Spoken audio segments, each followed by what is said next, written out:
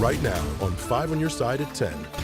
It's stormy in northern and western Missouri, but will the rain hold together and move our way? More auto workers join the picket line, demanding a huge raise. Tonight, we verify what they're already being paid. Our top story tonight, downtown St. Louis turns blue and gold. Businesses hope it will keep them out of the red. As long as people keep coming downtown, we keep everybody working, so that's the best thing. For the first time in 13 years, Mizzou has returned to the city in what's known as Zoo to the Lou. Good evening, I'm Brent Solomon. Tonight, thousands of Tiger fans were joined by hockey fans downtown as the Blues dropped the puck on the preseason. 5 on your side's Diamond Palmer joins us now. You're just back from downtown, and businesses are looking to cash in here. That's right. Businesses are actually going to cash in on this, and some say they will double profits. And the Mizzou game itself is coming with a huge price tag for the school. They'll have to pay the St. Louis Sports Commission $150,000 for event management. It comes as area businesses are ready to meet this huge demand for the weekend. Saturday, thousands of Blues, Mizzou, and Memphis Tigers cheering on their favorite teams. And Sugar Fire Smokehouse in downtown St. Louis says barbecue should always be a part of the party. The restaurant says profits will be double this weekend. We're going to do about 50% more than we normally would on a normal weekend, but nothing in town, very easily. Chef Matthew Birkenmeyer, who goes by Chef Burke, says it will take a team to serve these hungry fans. Yeah, we're probably about 10 heavy right now. That's 10 additional staff to help out just for this weekend. Sugar Fire is serving up their barbecue at the Enterprise Center, the Dome, and their restaurant on Washington Avenue. Chef Burke was up as early as 5 a.m. Saturday preparing for the extra foot traffic. On an average today, we did about 550 pounds of brisket, about 600 pounds of pork, about 150 racks of ribs, and I'd say a good 250, 300 pounds of turkey. According to the Dome's website, nearly 67,000 football fans can fit inside. 1 hour before the Zoo to the Lou game, Ticketmaster showed tickets as low as $20. Minutes before the game, they had went up to $30. The St. Louis Sports Commission told 5 on your side ticket sales remain strong for Mizzou after the Kansas State game, and they continue to see a nice bump in ticket sales. The game is a partnership with Mizzou and the Dome to bring Mizzou football back to the city. It's just one of 10 Mizzou athletic events to be hosted in St. Louis until June 2024, according to the Mizzou Tigers website. Sugar Fire is just one of the businesses who's happy to see the Tigers are back. We'll serve any Tigers no matter what your stripes are. And the Sports Commission says tonight's game brought in 45,085 fans. And the last time the Mizzou Tigers played in St. Louis was in 2010 during their arch rivalry series with the University of Illinois, which ran from 2002 to 2010. All right, Diamond, thanks. Let's go ahead and take a live look at Enterprise Center tonight. The Blues kicked off the preseason with a doubleheader, but it didn't feel like hockey weather outside on this first day of fall. Weather First meteorologist Jim Casillo now tracking a front that could bring some rain and what, cooler temps, Jim? Yes, today's high, Brent, 88 degrees, so it felt more like summer. And yes, fall officially arrived at 1:50 a.m. And then we're watching these clusters of severe storms to the west of us and north of us.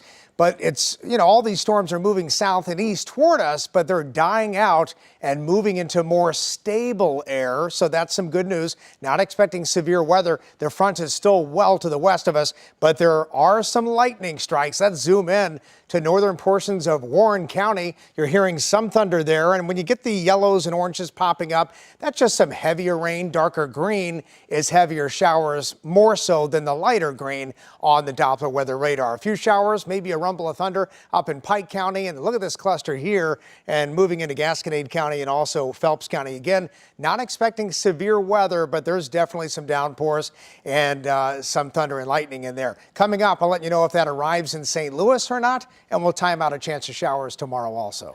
New tonight, St. Louis police investigating a two-car crash in South City.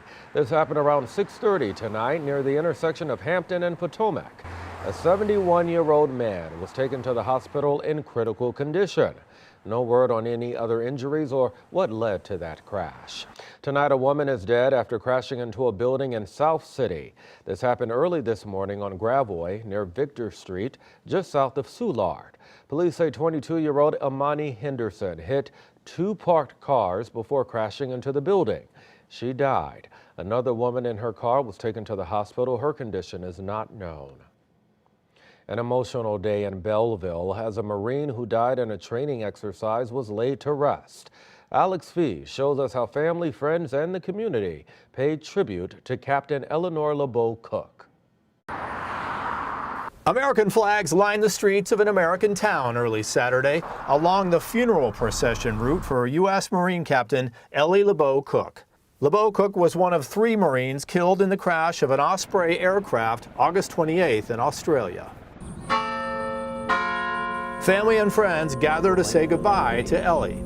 We mourn the loss of Ellie, a wife, daughter, sister, and friend. Meanwhile, outside the church, residents lined the streets of Belleville. Because she gave her life for our country. Just showing respect, you know.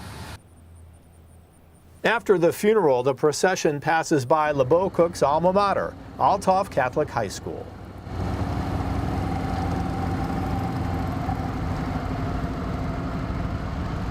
This is our quiet way of just remembering her and her family and just really honoring a true hero. To show Ellie and her family how much they mean to us and our community means the world to us. And it is a family here, so we're just happy to help and come out and support. LeBeau Cook is buried with full military honors at Mount Carmel Catholic Cemetery. The sign outside her grade school, Blessed Sacrament, reads, "Rest in peace, Ellie, forever in our hearts." Alex Fees, 5 on your side. The United Auto Workers strike is now in its 9th day, and the number of union members on the picket lines there continue to grow coast to coast.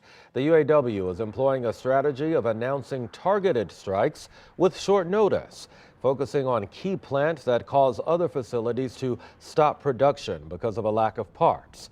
Tomorrow, Congresswoman Cori Bush will visit with striking GM workers in Wentzville. She will be joined by fellow squad member Congresswoman Alexandria Ocasio-Cortez. Well, auto workers are demanding a 40% raise right now. They say it reflects the rising profits of the big 3 automakers. A viewer wanted to know if some workers are already making well over 6 figures. The Verify team's Casey Decker has the answer. United Auto Workers have staged walk-offs at plants for America's big 3 automakers, demanding improved pay and working conditions. One of our viewers had a question about that pay. Edgar said he heard the workers are already making $75 an hour. So let's verify. Do UAW workers get paid $75 an hour? Our sources are the previous contracts between the UAW and each of the automakers, the Chicago Federal Reserve, the UAW, Ford, and Chrysler's parent company Stellantis. The last contracts between the UAW and Ford, GM, and Chrysler were signed in 2019. They say the base wage starts at around $17 an hour for full-time employees at all 3 companies and maxes out at around $32 an hour. Ford says its average wage is roughly $28 an hour. Stellantis says its is just over $30. Workers can earn additional money through things like overtime bonuses and profit sharing, but those are different from wages. We can verify, no, UAW workers do not get paid $75 an hour. The starting demand from the union in the new contract is a 40% raise over the next 4 years, which would come out to about $45 an hour for the highest paid staff. Other demands include a 4-day work week and better job security.